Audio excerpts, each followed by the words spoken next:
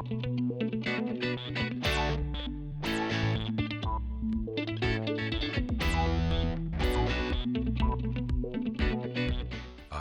Food Co-op time. Greg's back in the house, and wow, all-star lineup today, Greg. Nice job. Yes, we do. Yes, we do. I'm very much looking forward to the conversation. And I wasn't necessarily referring to you. You're an all-star every day.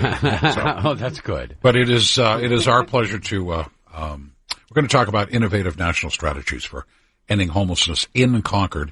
And it is our pleasure to welcome Rosanne Haggerty this morning, President and Chief Executive Officer of Community Solutions, internationally recognized leader in developing innovative strategies to end homelessness and strengthen communities. Community Solutions assists communities throughout the U.S. and internationally in solving the complex housing problems facing their most vulnerable residents. Good morning, Rosanne. Good morning. Thanks for having me. Good to have you here, even though I have to keep looking around the corner to see you. That's okay. But you're there. And Ellen Groh, she's an old hand at this. Ellen, welcome back. Thank you. Good morning. Executive Director of Concord Coalition to End Homelessness since February 2014. Ellen has a long history of working on poverty issues, and she's formerly worked as a legal services attorney in North Carolina. And do I have to say y'all? I don't have to say y'all. And in affordable housing developments with the North Carolina Housing Financial Agency, as well as working with a private developer of affordable housing, holds a Juris Doctorate from the UNC School of Law. Where's that, Chapel Hill? Mm-hmm, okay. Yep. And a Master's of Public Health from Harvard School of Public Health. So, Rosanne, talk to me. So many ways to go this morning. We've only got limited time. But I've got a name. I know that that's important to you, putting a name on it, that it's not just housing. There's social issues tied into this. But talk to me about Built for Zero. Well, Built for Zero really starts with the idea that you can't solve as complex a problem like homelessness until you understand person by person, name by name, what people are contending with. But in the context of knowing that across a community every day in real time. So Built for Zero is really a public health solution to a problem that homelessness that is yielding to that kind of approach of bringing teams across communities together and having the real-time person-specific information about how this problem is affecting each community, how it's moving and changing. And that specificity for everyone and the teamwork that's supported by really good information, person-specific information, is proving to be a breakthrough. We have now 81 cities and counties across the country that are part of the Built for Zero movement, led by Community Solutions. And 13 of those places have now ended chronic or veteran homelessness. Another 49 are seeing steady reductions. Even through the pandemic, this strategy of getting really specific and thinking of this as a community-wide issue is proving to be the way forward. Now, Build for Zero, is it the Build for Zero program or just the overall body of work that Community Solutions does that has gotten you into the running for the MacArthur Fellowship Award, a competition? Well, it's the overall work, and Built for Zero is, I would say, the container.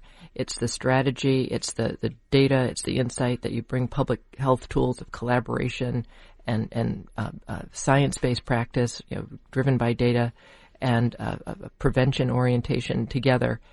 But coupled with, and this is relevant to every community, once you know very specifically like where the gaps are in housing, we also help communities solve those problems.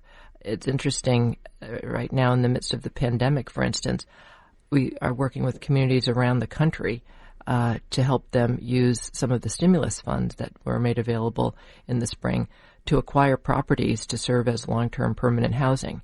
And so our whole body of work, which is the system building with the data and the training for communities and the support for iterative learning, plus the help with figuring out the specific real estate solutions, is what our work is about. Now, with the pandemic, last March, before this hit, the economy was rolling along. We were doing pretty well. We had identified problems and whatever. And now the pandemic hit. We're talking people displaced, people out of work. We're talking about people who got 3 months grace forbearance on rent and mortgages, and maybe the jobs haven't been replaced. So is the problem worse or just a different type of problem? I think you've hit the nail on the head. It's different. On the one hand, we need all of the sharp, successful ideas we got right now because with the economic crisis, economists we've worked with project there could be as much as a 40% increase in homelessness through housing loss due to job loss. But counterintuitively, we see, especially in these Built for Zero communities, we see communities gaining ground because in a crisis that requires so many people to collaborate and really react to what's true in the moment, we find that communities that are trained to work that way are winning. They are driving reductions in homelessness that existed prior to the pandemic, even as this new wave looms. So there are really two competing forces here. Now, interesting. The new wave looms. Are you prepared for the new wave? A lot of this is going to depend on whether there's a new stimulus bill. If there is rental support that is provided in that new stimulus bill, we can avert a new wave of homelessness. I think that's the key, and it's important. This really isn't a partisan issue. This is around keeping Americans housed and preventing, from a public health standpoint, back to that key topic, preventing more suffering and keeping people in a place where they can put their lives back on course. And as the economy, we hope is restored to equilibrium through this pandemic and on the other side of it. But yeah, this is a classic public health question. If you have a moment to avert a new crisis, a new wave of homelessness, right. And what it involves is helping financially to keep people in their homes till the crisis pass. We all have something to benefit from that. Well, and you have an interesting point in Built for Zero, that you have various organizations that all have a similar purpose and approach homelessness or the health conditions from a different aspect. But you, instead of having them work individually, it's kind of working as a corporation, a centralized board, which means they're all pulling in one direction as opposed to 13 people trying to pull in different directions. It seems like that's a simplification of economies. Well, you've really gotten to the key insight behind Built for Zero, and frankly, behind why homelessness has been a really hard problem to solve, even though the numbers are as much as it involves terrible suffering for individuals. The numbers are not so overwhelming in any one community that you couldn't see a path to solving the problem. But the challenge is there are so many different pieces of the issue to pull together, from health issues to housing issues to income issues to family support issues to mental health issues. I think really committed people have spent their time just kind of pulling their hair out for many years about the level of coordination needed to solve this problem. And in many ways, by realizing that these kinds of problems of coordination and focus and iterative learning, like we might have to do something different next month because the problem has moved and changed than we thought we were going to have to do this month, that way of working, there's already established practice and tools in the world of public health. And so the great aha was, this problem of collaboration that has dogged us trying to solve this problem, there's a way to work the problem that actually matches the type of problem it is. And that's been the breakthrough. Well, it seems like it would reduce your response time phenomenally. It sure has. One of the key measures that communities use is how long it takes to get someone rehoused after they have a housing crisis. And these communities in Built for Zero that have gotten to this functional zero definition where they're like built to stay ahead of the problem. We see like someone becomes homeless. It's just this rare event now. They're rehoused within 10, 12 days. And so imagine if your community's housing system was built to be really focused on prevention, and that housing crises that result in the loss of a home become this rare event that your community is really built to respond to very quickly. To think about any like public health or other type of of emergency that threatens a whole community. If a community gets organized that way, they can use their resources so much more effectively and nimbly. And people are really often quite surprised to hear this, but we find around the country that easily 60% of the housing solutions that are getting communities closer and closer to zero involve just using what they already have in a more strategic way. And a lot of communities have just kind of gotten overwhelmed by the thought, until we have tons and tons and tons of more affordable housing, nothing can be done. But a really good momentum can be established on this problem through coordination and using what you have in your community really nimbly. And then it becomes so much more clear, like where you have to add supply. It's not like your community is feeling, there's no end to this, or it's just a black hole.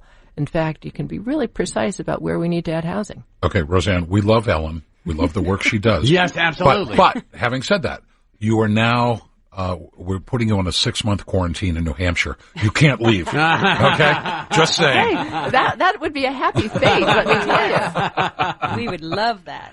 Oh my God. So Ellen, what are you, is this a great shot in the arm to be gleaning some of the work of community solutions and hearing different ideas and how specificity matters? Absolutely. I'm thrilled that Rosanne is here, and she has family in town, and that's what has brought her back up here. And she's been so helpful to us just in the last 2 weeks of we're running as hard as we can to try to find ways to use this moment, this devastating moment of the pandemic to push us forward, like Rosanne was saying. And we're looking at what additional housing is needed in Concord, because I think you're right there. We need to use what's there more effectively. New Hampshire's kind of a decentralized state, so that coordination has been challenging. We continue to work on it, but it's a challenge. And we know that there is more affordable housing needed. We're absolutely clear about that. And so Rosanne has been great in bringing us these models. Maybe you can talk about the conversion of a hotel in Santa Fe. Hotels are not being used to their full capacity. Absolutely not. And there's some people who believe that they never will be needed to the same extent, that our patterns are shifting. So anyway, I want to just turn it back to Rosanne to talk about that exciting endeavor. Yeah, we are getting ready to close on a project in Santa Fe, a 124-unit extended stay hotel that the owner was feeling pretty desperate that they hadn't had any business for months and months, and so working with the city, the local community foundation, and a local partner that will actually own and operate the building, we're preparing to close on an acquisition that will turn that into permanent supportive and affordable housing. So about 50% of the units will be for people coming from an experience of homelessness, and the other for lower income working people.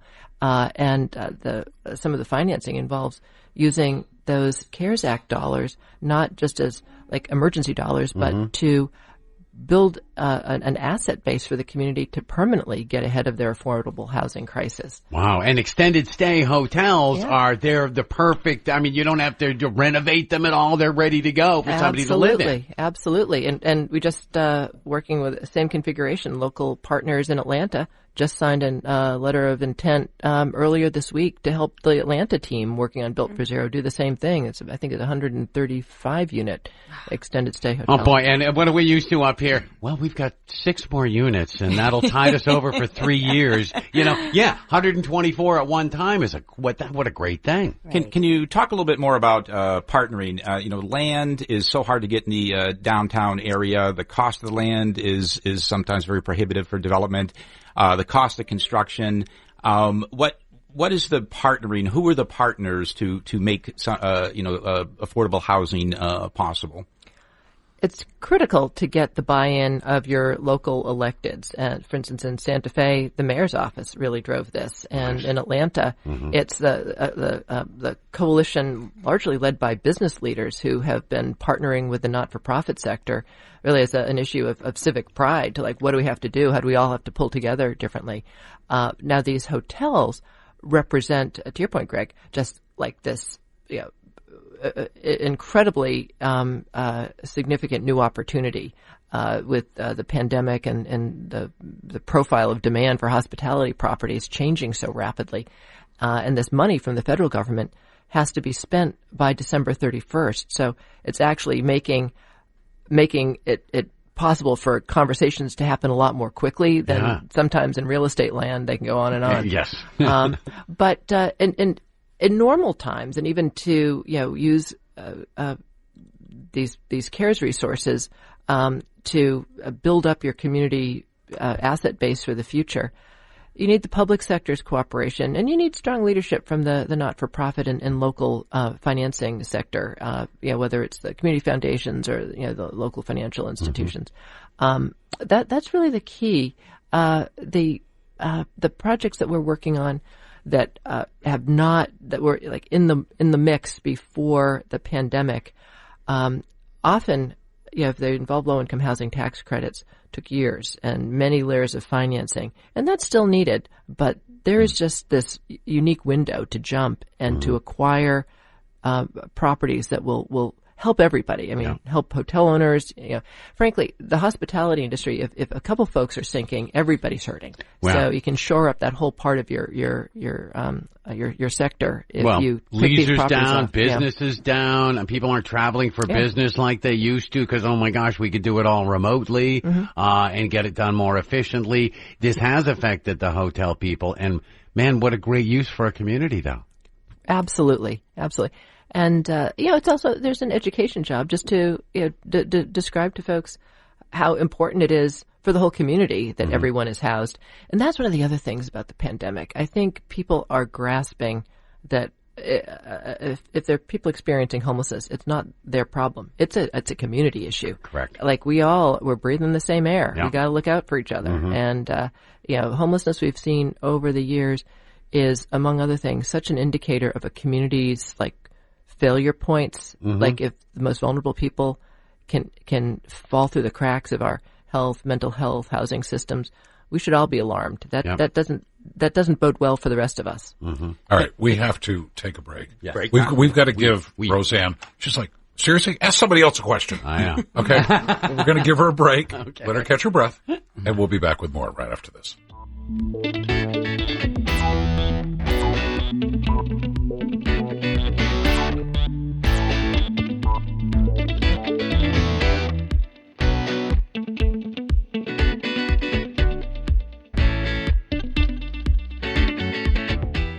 Rosanne Haggerty, Ellen Groh, Greg Lessard, still here. I'm still here. Well, Greg. Well, hey, sorry, Greg. I mean, it's the Rosanne and Ellen show. Yeah. Well, I'll jump in with a question if I could. Please Thank you. do. I have a question for Ellen. It's my understanding that an individual that has been long-term homeless, when they finally are housed, that there's like an 85% or higher that they will stay housed. Yes.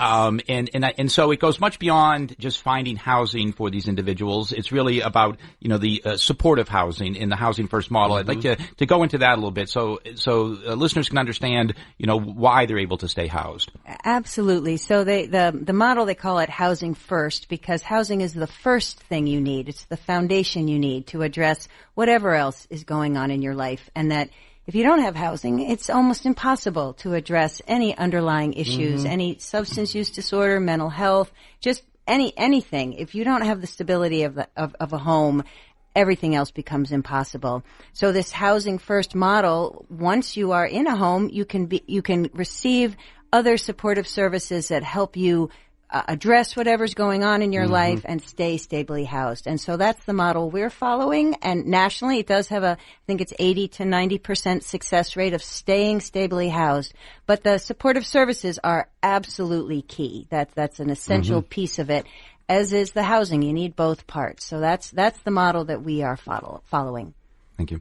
And Ellen or Rosanne, the people that end up homeless, that is the issue, but everybody takes a separate path to get there, don't they? There's no one size fits all or one main highway. Everybody has a different story. So true. And that's, again, why the analogy of like a medical diagnosis is so appropriate. Like we wouldn't in an emergency room just say, okay, everybody here, you're all getting brain surgery or you're all getting aspirin. You need an individual diagnosis because people's stories are very different. And in fact, the majority of people who experience homelessness, it's a short-term crisis, and it can just get a lot worse if communities aren't built to help people reconnect with what they need. So absolutely, it does come down to the individual, and yet we can build systems, like look at a hospital system, that can be responsive to the specifics of what's going on in that time. And we're here in New Hampshire. There's probably, we were talking about hotels being used.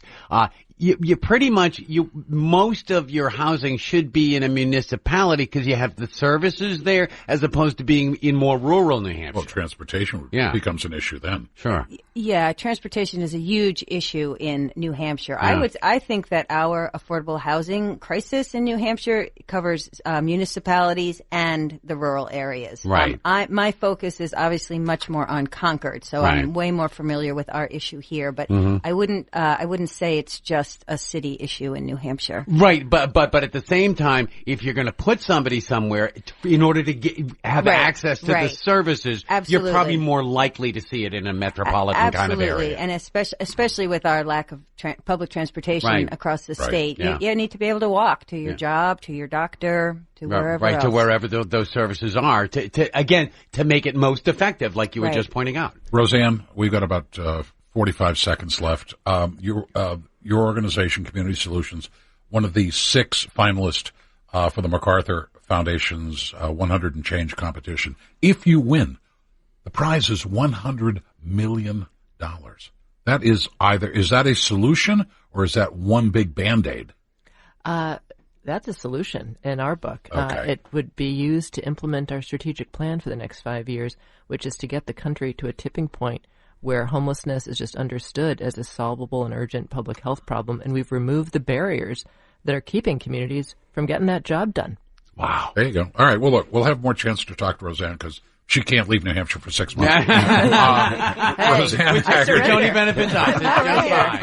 President, CEO of Community Solutions. Ellen, you're not going anywhere. I'm Ellen not going Groh, anywhere. Executive Director of the Concord Coalition to End Homelessness, and Greg Lessard, Concord Food Co-op. Again, you bring the best people to the table, Greg.